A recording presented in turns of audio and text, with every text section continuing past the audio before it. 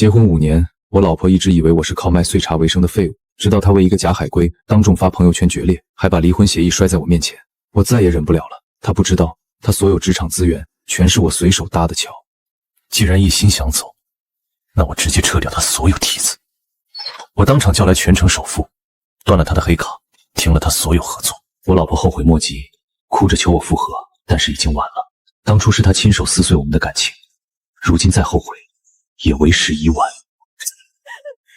沈先生，这是您名下37间商铺的本月报表。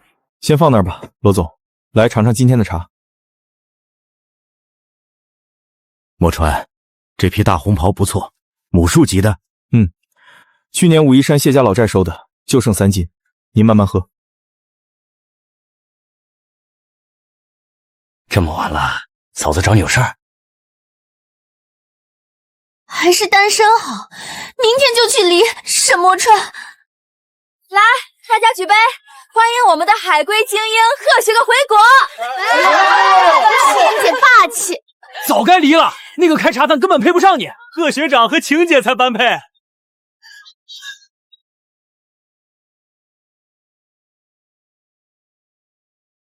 怎么了？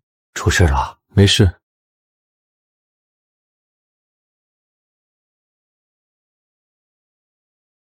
莫川，你这是真要离？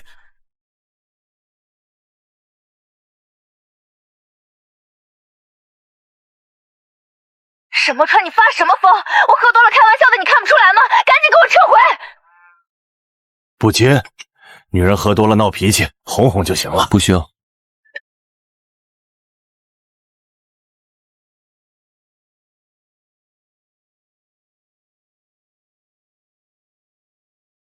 莫川，嫂子那边你心里有数就行。我心里有数，罗总慢走。对了，下周那个商会年会你来不来？看心情，有时间就去。5年了，他从来没注意过这把有价无市的火，只当我是个没出息的跑茶闲人。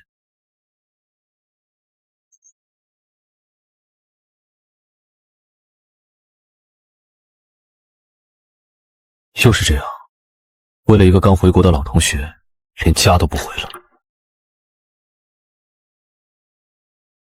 这份协议，我准备了3个月。婉晴，我给了你3个月的时间回头，可你呢？3个月，6顿饭，2场电影，1次过夜，真以为你那点破事能瞒天过海？你在他面前笑得这么开心，在我面前却总是嫌我泡的茶有股树叶子味。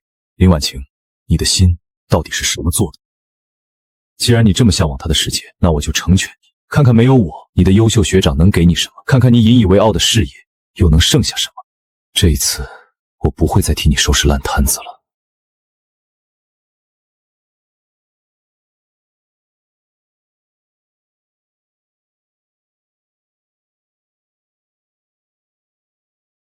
连看都懒得看一眼吗？林婉晴，我对你来说到底算什么？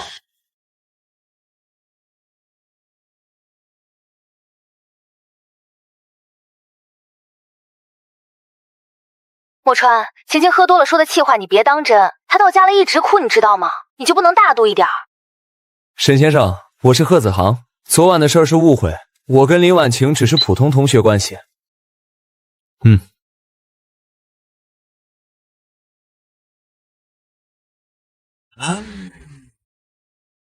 老魏，今天上午我有点私事处理，下午开门，好茶给你留着。1室3份，1人1份，行吧，也算有始有终。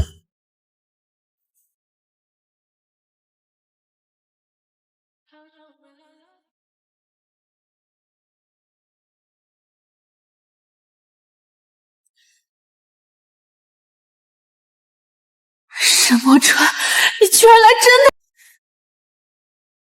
沈墨川，你什么意思？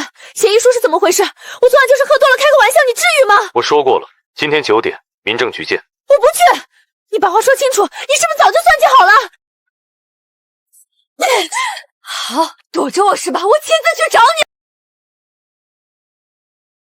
沈墨川，开门！我知道你在里面。沈墨川，你个大男人关着门算什么本事？婉清都亲自来找你了，你摆什么谱？有话说开不就行了？开门，求你了，我们谈谈。婉晴，我上午有课，下午3点以后你一个人来。什么客人比你老婆还重要？你装什么大忙人？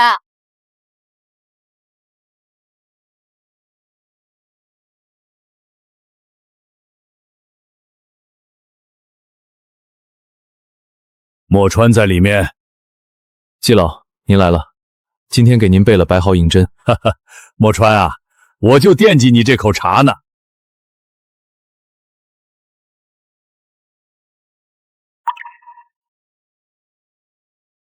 婉晴，那老头谁啊？看着不一般，连迈巴赫都开上了。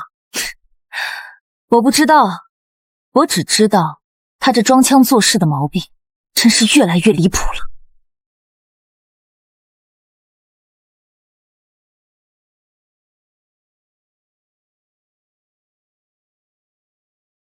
沈先生，我是贺子航，林婉晴的大学同学，昨天联系过你。贺先生，坐。沈先生，今天来主要是带林婉晴解释一下昨晚的事。她喝多了，那条朋友圈是酒后胡说，没有别的意思。你来我这解释，她自己不来。我不是和她说了下午3点？她今天状态不好，在家休息。沈先生，男人嘛，大度一点。女人喝多了说几句气话很正常。贺先生，你跟我老婆什么关系？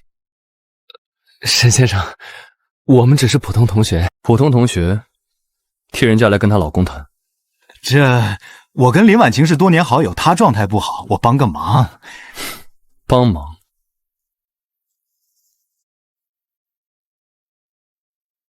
贺先生，这是你昨晚给我发的消息。我跟林婉莹只是普通同学关系，你怕什么？你什么意思？3月14号，你们在云山路那家日料店吃饭，坐了3个小时。4月2号，你们去看了一场午夜电影，散场后你送他回家，车在楼下停了20分钟。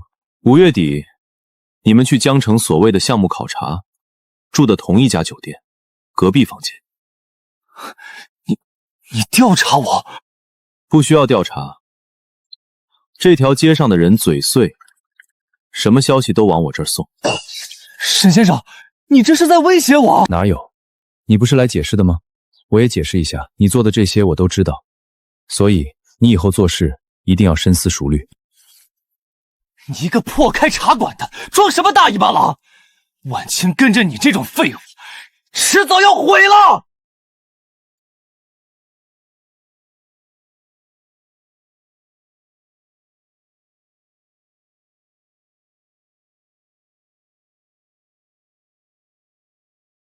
墨川，上次你说留了半斤桐木关的金骏眉给我，我可惦记1星期了。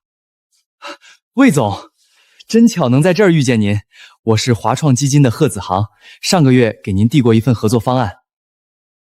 哦，华创的贺总啊。对对对，正想约您喝个茶，聊聊那个项目。不用了，你们那方案我们内部评审没过，全是些虚头瓜脑的 PPT， 连个实体抵押都没有，条件不成熟。魏总，其实我们背后的资金盘很大，只要您愿意给个机会。行了，做生意讲究实打实，我不玩空手套白狼那一套。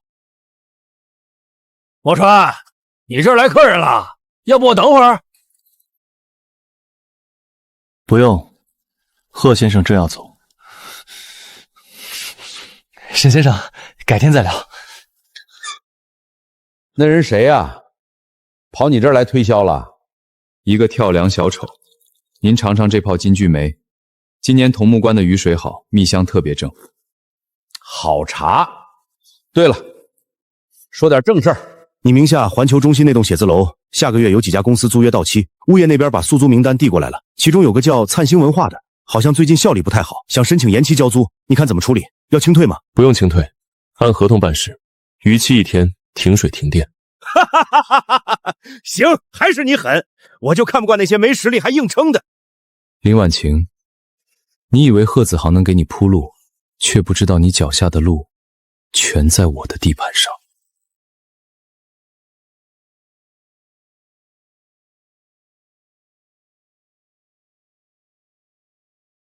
沈先生您好，我是盛恒地产的李助理，罗总让我打的这个电话。李助理，有什么事直接说吧。罗总想确认一下，您之前推荐的那个广告公司林婉晴所在的灿星文化，下半年的商业街户外广告项目还让他们继续做吗？不了，换一家。好的，沈先生，我这边马上跟灿星终止合作。还有，步行街翻新的策划案，也是灿星在对接吧？是的，是林总监直接负责的。也换了。明白。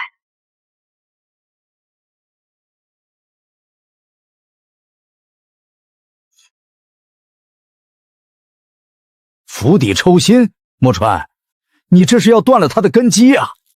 我只是把借出去的梯子撤回来而已。第4天了，沈墨川居然一个电话都没打，装的呗。以前哪次不是他死皮赖脸求你回去？这次估计是想硬吃一回。你信不信？最迟今晚，他肯定带着礼物去我那儿接你。哼，这次就算他跪下求我，我也不会轻易原谅他。真以为离了他我活不了？我现在的业绩全公司第一。喂，李助你好。什么？终止合作？为什么？我们之前不是谈得好好的吗？李助，是不是预算问题？我们可以再商量。喂，怎么了？盛恒地产把下半年的户外广告和步行街翻新案子全撤了。那可是你手里最大的2个单子，怎么会突然撤？不行，我得给罗总打个电话问清楚。喂，王总。什么？你们也要解约？不是王总，你听我解释。林总监，不好意思，这个决定已经定了，违约金我们承担。张董，林总监，我们的合作到此为止，后续会有人跟你对接解约事宜。婉晴，到底出什么事了？没了，全没了。我手里这条商业街上的客户，在10分钟内全部要求解约。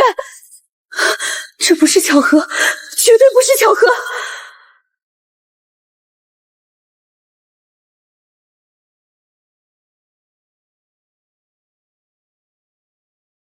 沈老板，打扰了，我是灿星的总裁程瑞。程总，坐。不瞒您说，今天来是有事请教。盛恒地产突然终止了跟我们3个项目的合作，另外2家老客户也打了退堂鼓。我问了一圈，都说跟您有点关系。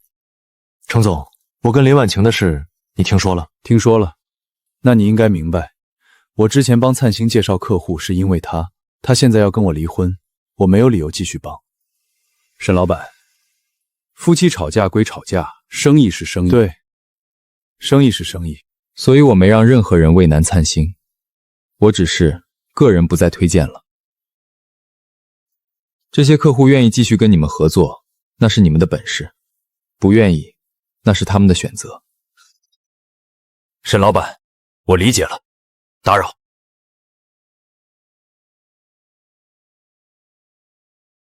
走吧，程总，我就不送了。程总，盛恒那边到底怎么回事？罗总连我的电话都不接了。我马上带团队去他们公司堵人。这几个项目我熬了3个月，绝对不能就这么黄了。堵人？你拿什么堵？拿你那些自以为是的方案吗？我的方案在业内是顶尖的，罗总之前明明很满意，还夸过我。林婉晴，你醒醒吧！你真以为盛恒、远大这些大客户是冲着你的方案来的？不然呢？这是我凭本事谈下来的。凭本事？你凭的是你老公沈墨川的面子。你说什么？这跟他有什么关系？他就是一个开破茶馆的。开破茶馆的，整条商业街37间商铺都是他的，没有他沈墨川点头，你以为罗世平那种级别的大佬会看你一眼？不可能，这不可能，他从来没告诉过我。哼，现在他把资源撤了，林总监，证明你本事的时候到了。这3个项目你要是挽回不了，自己看着办吧。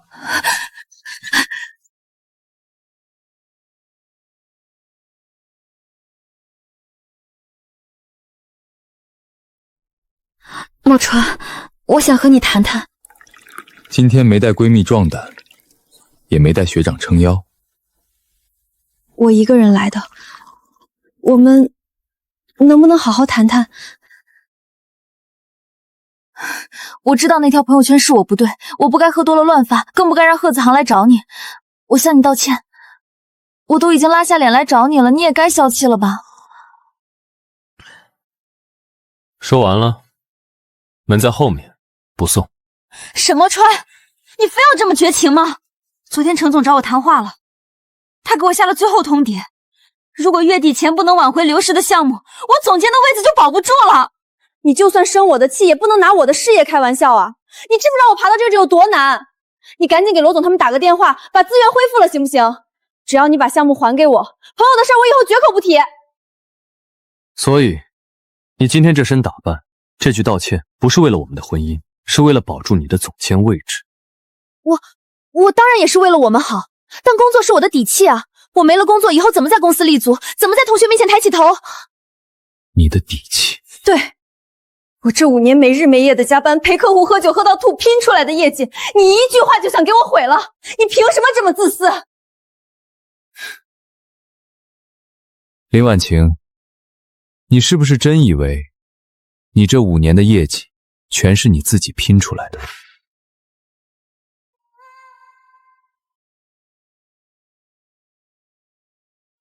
好，那我们就来算算你这3年引以为傲的业绩。3年前，你刚升副总监，拿下的第一个大单，宏远集团的年度广告框架。那是我带着团队在宏远门下蹲了半个月，修改了23次方案才拿下的。宏远的季宏远是我10年的茶友，你蹲了半个月，连他面都没见到。那天晚上我在这个茶台借他泡了一壶老白茶，顺口提了一句我太太在灿星。第2天，他的助理才接了你的方案。你胡说！季总明明说是因为我们的创意好。创意好？你好好想想，当时比你们报价低、创意好的公司有3家，季宏远凭什么选一个刚升职的副总监？还有2年前鼎盛科技的新品发布会，你说是你喝了3斤白酒，把鼎盛的王总喝服了。那次我胃出血进了医院，和你有什么关系？你进医院的当晚，王总的电话打到了我这里，他吓得连连道歉，说不知道你是沈太太，否则绝不敢让你沾一滴酒。第2天，合同直接送到了你的病房。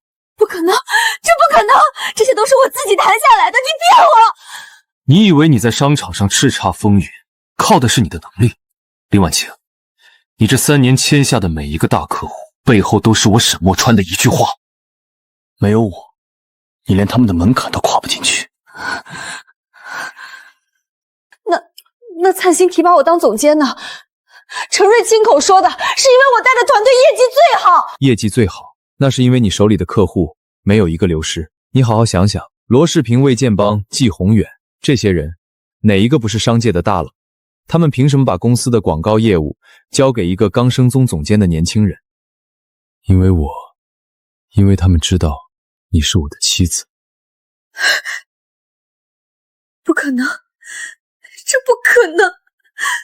我这5年的努力，难道全都是假的吗？就算你帮了我，那又怎样？我也有我自己的实力。我最引以为傲的那个案子，那个让我拿到行业大奖的案子，总不是你帮我的吧？你是说，去年那个跨国品牌的亚太区代言案？对，那个案子是我一个人飞去香港，跟他们的亚太区总裁谈下来的。你连那个总裁的面都没见过。你自己看看吧。这是什么？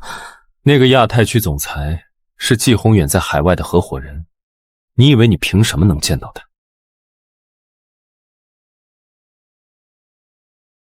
因为季宏远打了个电话，说你是我沈墨川的太太。可你呢？你回家跟我抱怨说你同学的老公年入100万，觉得我守着个破茶馆没出息。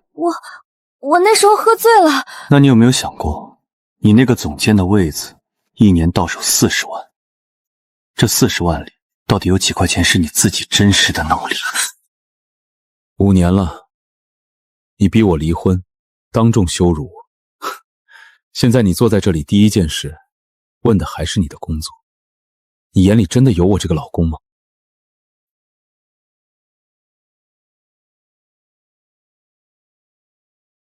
离婚协议书在家里，你想好了，随时来找我签。墨川，真的要这么绝情吗？我说过，我什么都不要，但我也不会再帮你。从今天起，以后的路你自己走。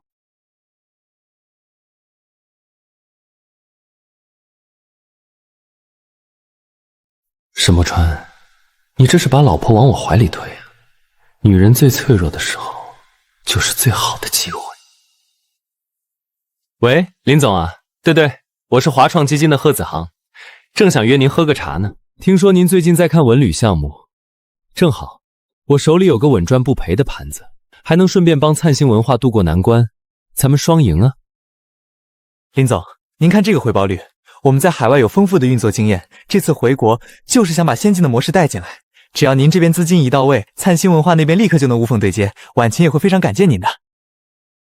贺总，你这份方案水分比这壶茶还大呀！林总真会开玩笑，我们的数据都是经过严格审计。行了，且不说你这几年连个像样的成功案例都没有，单说这利用率，简直是拿我当傻子。林总，您再考虑考虑，这可是个千载难逢的机会。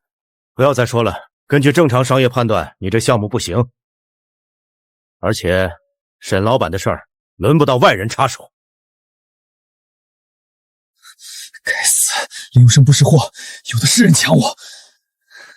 喂，赵总，我是华创的贺子航，正想约您。不好意思，最近资金盘子紧，你的项目我看了，风险太高，以后有机会再合作吧。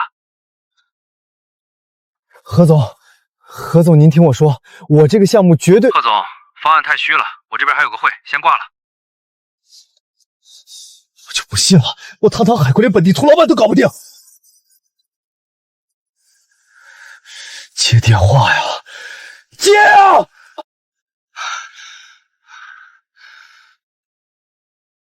怎么可能？整个圈子没人接我电话。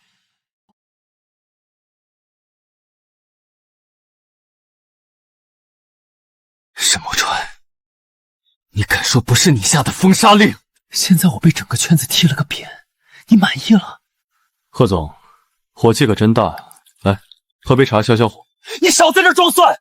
林永生、魏宪邦还有城南那几个投资机构，今天全都不接我电话，就算接了，也是一听我的名字就挂。你敢说不是你在背后下了封杀令？封杀？怎么敢做不敢当？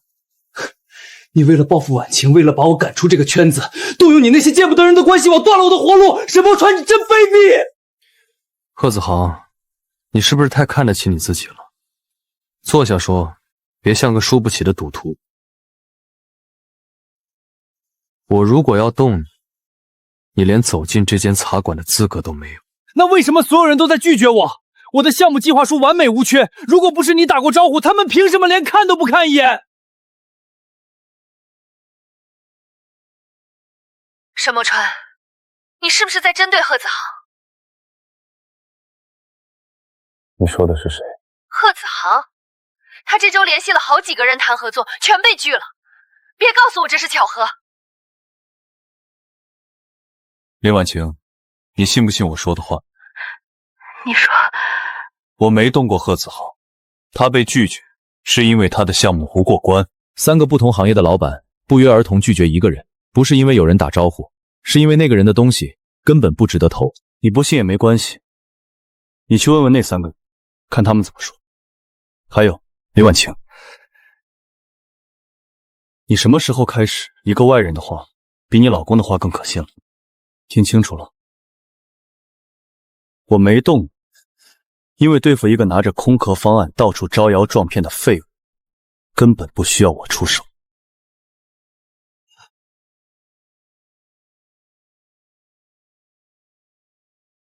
你急吼吼把我叫出来干嘛？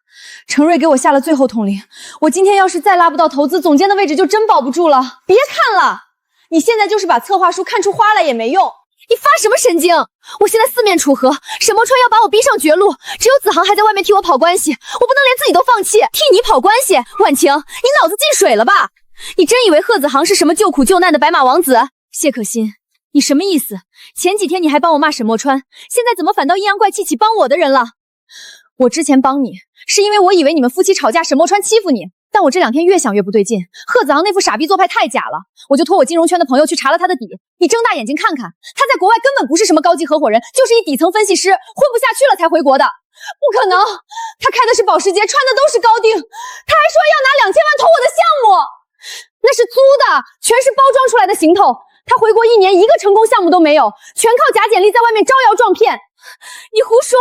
他天天给我送饭，陪我加班。他说我值得更好的，他图什么？我都被沈墨川断了资源了，他图我什么？他图你手里那些你以为属于你，其实全都是沈墨川的人脉。他就是想趁你们闹离婚，借着你的壳子去吸本地商圈的血。我不信，你朋友肯定查错了。子航名下有华创投资公司，那是实打实的机构。好，你不信是吧？你自己去查，看看他那个破公司到底是个什么鬼东西。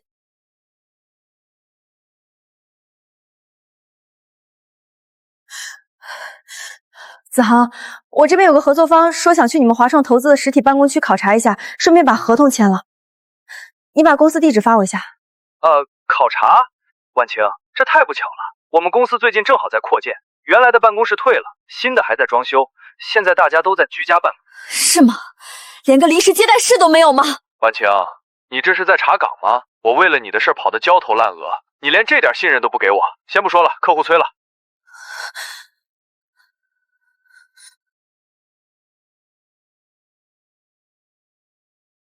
我嫌弃了5年的真龙，却去信了一条憋着人皮的癞蛤蟆。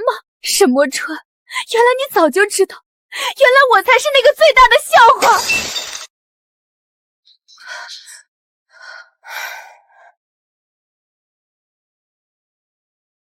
墨川，我知道错了，我都查清楚了。贺子航是个彻头彻尾的骗子，他的华创基金根本没有牌照，是个连办公地址都没有的空壳公司。他那些海归背景投资项目全都是包装出来的，之前那些事儿都是他故意挑拨。我是一时鬼迷心窍才信了他的鬼钱。现在我看清他了，我跟他彻底断了。墨川，我是被骗的。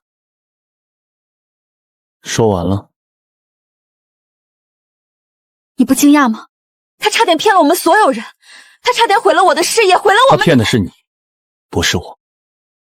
沈老板，婉晴她确实是一时糊涂，被有心人钻了空子。他查明了贺子航底线后，第一时间就来找你了。沈老板，你们这事儿到底还有没有转圜的余地？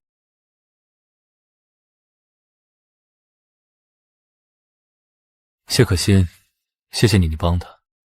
但是有些东西碎了就是碎了，难以复原。墨川，我知道错了，我以后绝对不和他来往，我们重新开始好不好？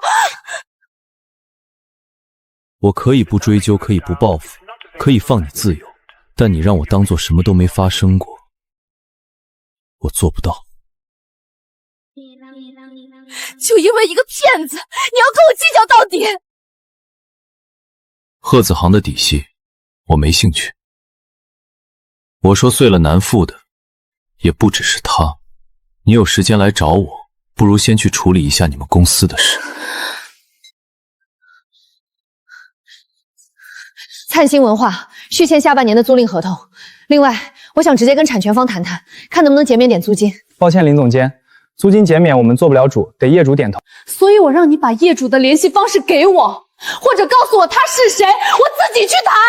这业主平时不怎么管事儿，都是交给我们代管的。一条街的商铺，他不管事。你把系统转过来，我看一眼产权方公司总行吧？沈墨川，哪个沈墨川？就是街角开茶馆的那位沈老板啊。林总监，您没事吧？不可能，他就是一个开泡茶馆的，怎么可能是业主？你查，把墨川实业名下的产权全给我调出来，快点！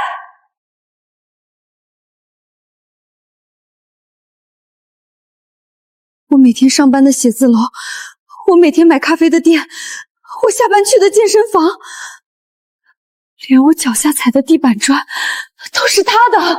林总监，您脸色太差了，要不要喝杯水？5年，我嫌弃了他5年，原来我才是那个笑话。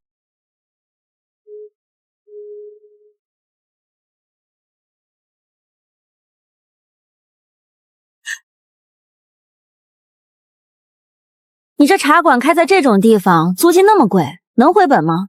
别到时候连房租都交不起。不用担心租金，不用担心，你以为你是房东啊？真撑不住就说，我给你付。37间铺子，全都是他的，我竟然问他是不是房东。破茶馆，没出息！我到底干了什么？这5年，我像个跳梁小丑一样，在他面前炫耀我那点可怜的业绩，还嫌弃他不上进。婉晴，你听我解释，那个项目真的是个误会。沈墨川，看到没有？这是我凭自己实力拿到的，你那个茶馆一辈子也赚不到我1年的奖金。婉晴，恭喜！凭自己实力，原来我所有的资源都是他给的。林婉晴，你就是个笑话，一个彻头彻尾的笑话。5年嫌弃的每一句话，此刻像刀片一样回来割我。我必须去见他，我要问清楚，为什么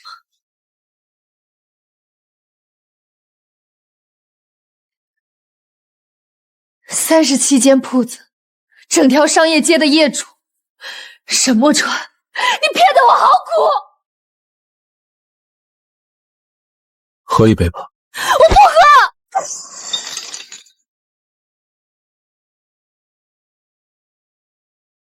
看着我这5年像个跳梁小丑一样，在你面前炫耀我那点可怜的业绩，炫耀我认识了什么总什么懂，你心里是不是觉得特别可笑？我没笑过。那你为什么不说？你明明什么都有，明明动动手指就能帮我，却眼睁睁看着我在外面赔笑脸求资源，你把我当什么了？嫂子也在。墨川，那个江南新城的围挡广告位谈妥了，合同我带来给你过夜。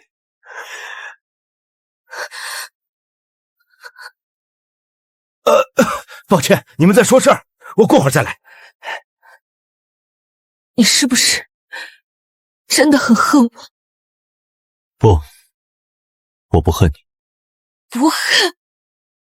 那你为什么要瞒着我？5年了，哪怕你提过1次。物业公司每年都会给我寄年报。信封就放在书房的台门上，5年寄了5封，你都没看过。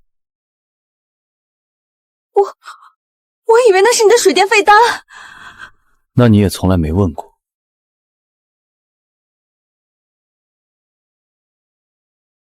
5周年纪念日，我给你的那个红木盒，你还记得吗？我以为那是你买的廉价茶叶。那是商业街37间商铺的产权复原件，你让保洁扔进了储藏室。还有，去年10月茶博会，你和谢可欣来找我拿车钥匙，沿途7个展商叫我沈总。我以为那只是人家客气。你不是觉得他们客气，你是觉得你的丈夫只配在街边卖碎茶。前年，灿星资金链断裂，程瑞要裁掉你。第2天，灿星拿到了罗世平的300万预付款。那是我熬了3个通宵做出来的 PPT， 是我自己争取来的。你的 PPT 漏洞百出，是我给施世平打的电话。你每天回家抱怨同事，抱怨客户，嫌弃我不求上进。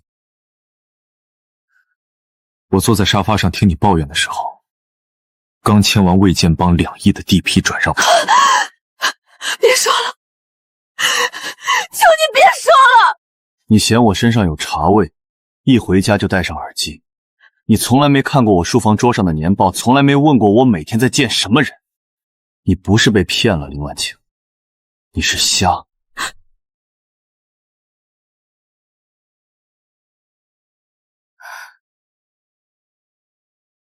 对不起，我真的不知道。你不是不知道，你只是不在乎。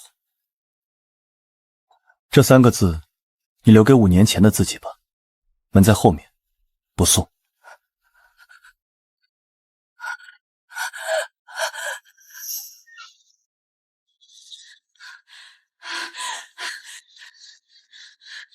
林婉晴，你看看你现在的样子，你有什么资格骄傲？5年，你嫌弃了他5年，你觉得他是个只会跑茶的废物，觉得他配不上你这个光鲜亮丽的总监。其实你才是那个废物，你才是那个靠着别人吸血还沾沾自喜的寄生虫。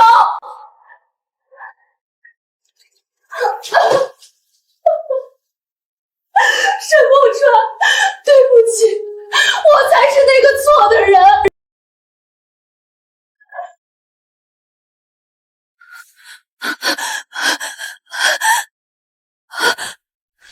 3年，你连我哪天胃疼都记着，可我连你每天几点回家都不知道。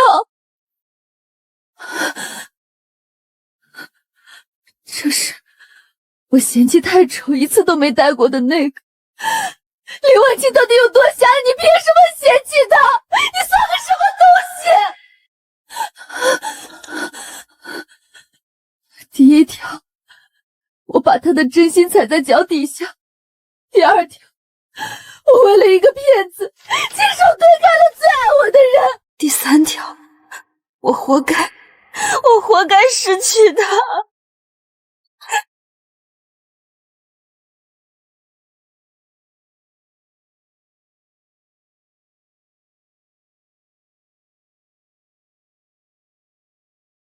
这才是真正的我，没有那些包装，什么都不是。以后踏实点吧。沈墨川，这一次我不是来要资源的，也不是来要你原谅的。你给过我5年，我还你一辈子，好不好？沈墨川，你断我的财路，让我在这座城市混不下去，你也别想好过。我看你是这次怎么收场，你的那些大佬朋友还能不能保得住你这层虚伪的皮？墨川，你还有心思在这儿洗锤呗？网上都炸锅了。出什么事儿了？贺子航那个孙子在本地论坛发了个长帖，把你老底都掀了。虽然没指名道姓，但就差把你身份证号贴上去了。底下全是不明真相的网民在跟风骂你，说你是黑恶势力，垄断商业街。要不要我找人直接把这帖子端了？不用，不用，你疯了！这脏水泼得满天飞，你不嫌臭？让他发的越多越好。墨川，你什么意思？他那帖子全是推测，没有一条实锤，但是他自己公司的问题全是实锤。他不是打着灿星文化的旗号在外面招摇撞骗吗？这份大礼，程瑞应该很喜欢。无基金管理牌照，违规募集资金，虚假宣传，这个姓贺的王八蛋居然敢拿我灿星的名头在外面搞诈骗！法务部立刻给我起草一份声明，全网发布，宣布灿星文化跟华创没有任何合作关系。还有，把这份声明连同我发给你的违规资料，立刻递交本地金融监管部门，马上办。沈墨川，这下你该身败名裂了吧？楼主别装了，天眼卡显示你拿华创公司注册资纸本50万，实缴是0，空壳公司。灿星文化刚发了声明，说楼主是打着他们旗号诈骗，已经报警了。不可能，绝对不可能！喂，是贺子航吗？这里是本地金融监管局，关于你公司涉嫌违规募集资金和虚假宣传的问题，你立刻过来配合调查。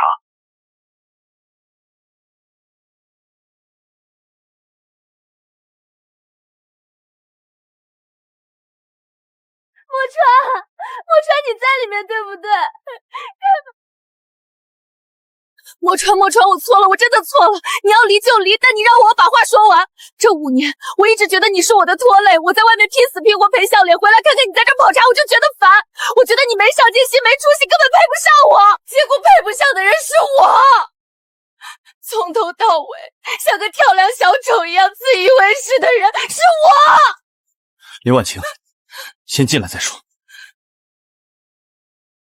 墨川，今天的茶不错，我们先走了。对不起，我真的知道错了，我不该那么对你，我不该。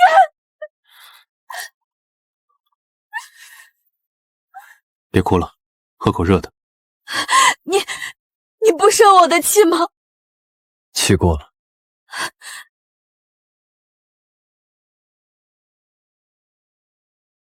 婉晴，公司现在正是重新洗牌的时候，你没必要这个节骨眼上引咎辞职。程总，不是引咎，是认清现实。你带团队的能力，大家有目共睹。灿星需要你，我带团队的能力，程总，您就别给我留面子了。我这5年的业绩，一半是水分，另一半是沈墨川的人脉。我坐不稳这个总监的位子，也不想再自欺欺人了。谢谢您这几年的照顾。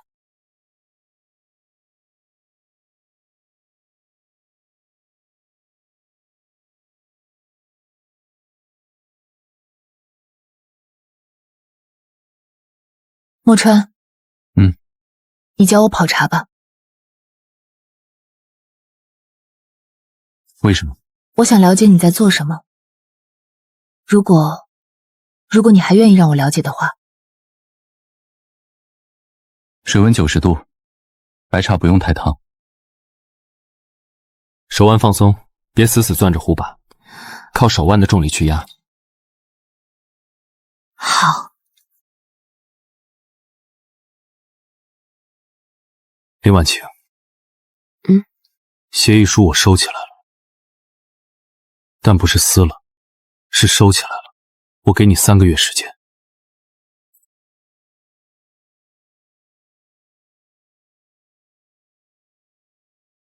看见没？就是他，灿星文化前总监林婉晴。总监？圈子里谁不知道她以前的业绩全靠她那个有钱老公砸资源喂出来的？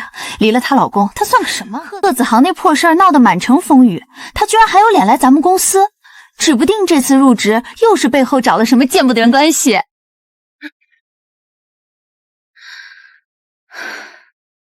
星耀品牌的案子是咱们部门下半年的重头戏，公司高层盯着呢。这次项目组只要精兵强将，不养闲人。王主管，这是我昨晚连夜做的星耀品牌竞品分析和初步策略，我申请加入核心项目组。婉晴啊，你的履历确实很光鲜，不过嘛，咱们公司看重的是实打实的落地能力，不搞那些虚头两脑的资源召唤。我在灿星带过同量级的项目，这份数据模型完全可以证明我的独立执行能力。你刚来，先熟悉熟悉公司的饮水机在哪儿吧。星耀的案子强度太大，要天天熬夜下基层，怕你这阔太太的身子骨吃不消啊。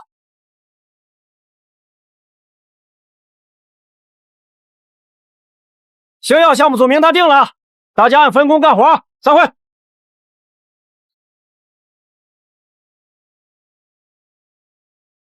他给我3个月时间，沈墨川在看着，我绝不能在第一天就认输。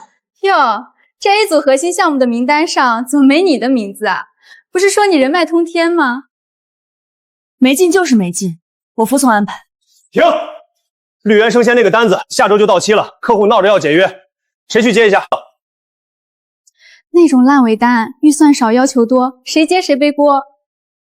都没人接是吧？王主管，交给我吧。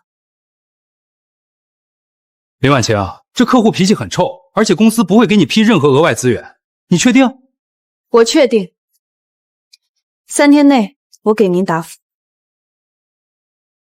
以前靠他人的资源铺路，现在我只能靠自己。张总您好，我是星耀的林婉晴。我知道您对之前的转化率不满意，我重新跑了您店里近半年的数据，发现流失点在复购环节。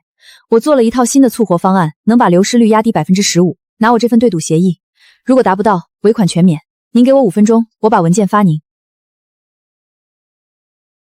主管，林婉晴接那个绿源的单子都3天了，一点动静都没有，估计早就搞砸了吧。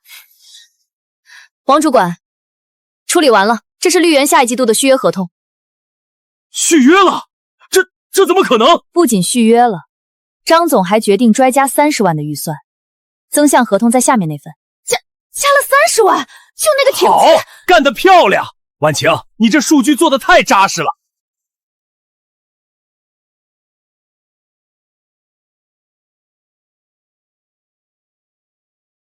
沈老板，你猜怎么着？今天张总去婉晴新公司找茬，拿你以前的事儿疯狂刺他，想看他笑话。他怎么做？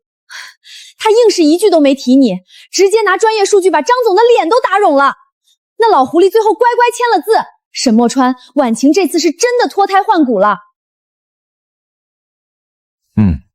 确实有长进。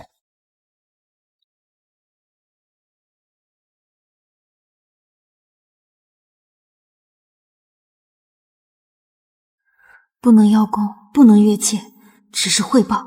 现在只是合作关系，别让他觉得我还在讨好他。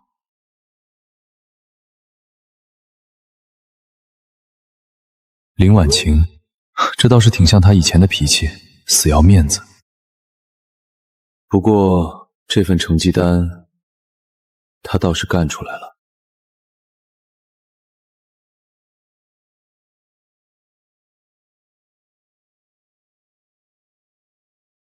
才刚开始，林婉晴，你还在奢望什么？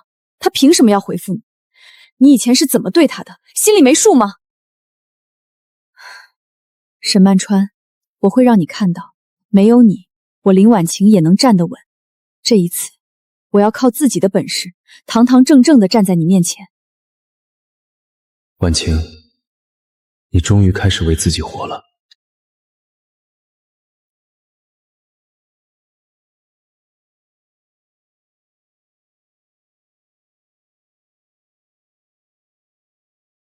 婉晴，今天这场和远大集团的洽谈是核心组这个季度的生死战，一定要严阵以待。李组长放心，远大集团过去3年的竞品数据我已经全部拆解完，只要他们看中转化率，这单必下。你办事我放心。今天这场和远大集团的洽谈是核心组这个季对合作方的背景审查极严，甚至专门外聘了一个风控顾问。风控顾问？对，据说是个海归，专门替他们查合作方的底细。一会儿你主讲，千万别在履历上留画饼。我明白，现在的我履历上只有实打实的数据，没有任何水分。张总，抱歉来迟了。李组长，介绍一下，这位就是我们远大新聘的顾问贺先生。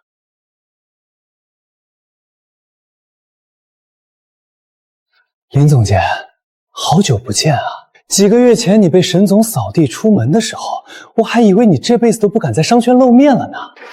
贺顾问，你这话是什么意思？张总、李组长，你们可能不知道，这位林总监当年在大学可是最懂怎么利用男人资源的。他以前那些光鲜亮丽的业绩，哪一个不是靠他那位前夫沈墨川施舍的？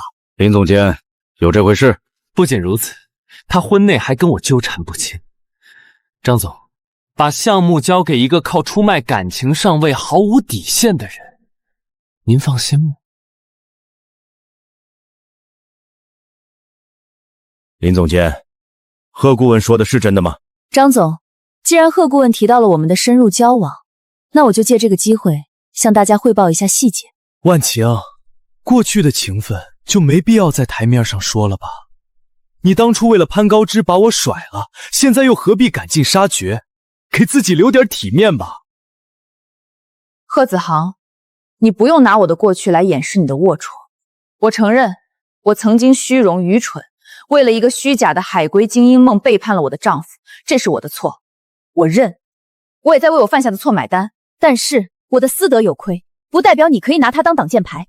你利用我的虚荣心，实则是为了窃取商业机密。好好看看你给我发过什么，婉晴，只要你肯把沈墨川的客户名单给我，我保证让你成为我基金的合伙人。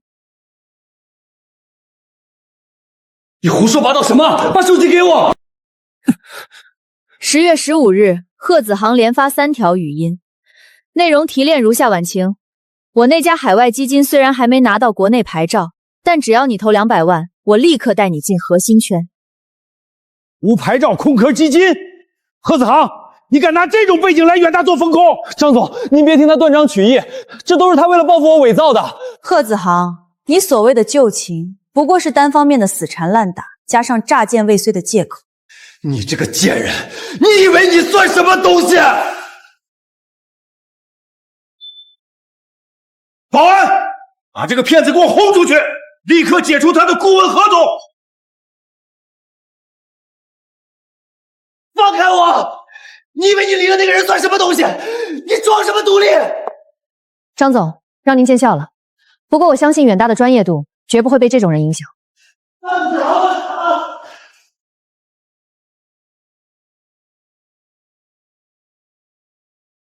刚才吓死我了，我还怕他压不住台子，急着叫你来。看来他真的不需要别人替他出头了。我就知道他能处理好。数据报表我马上核对完发群里。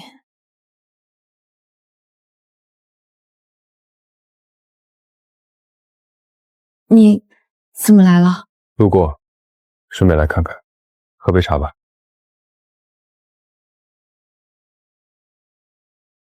今天让你看笑话了。不，你处理得很好。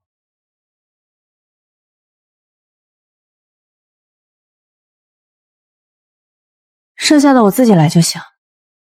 我该走了，你好好上班。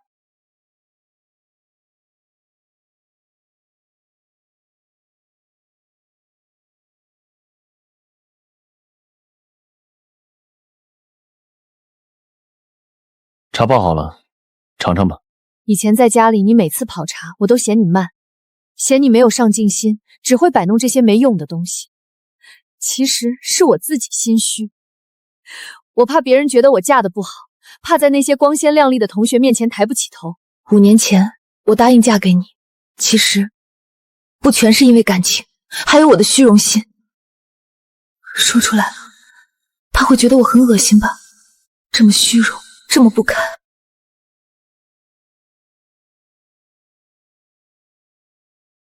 茶凉了，喝热的。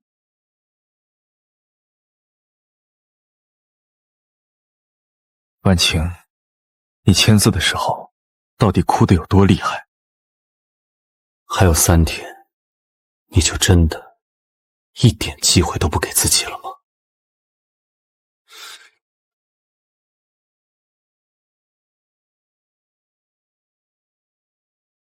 林婉晴，你到底要我拿你怎么办？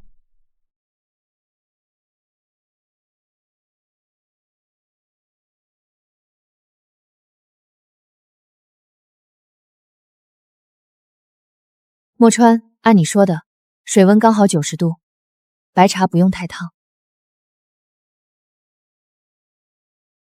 你站在这里多久了？从你打开抽屉开始。我知道那份协议还在，也知道你刚才差一点就签字了。外面凉，进来坐吧。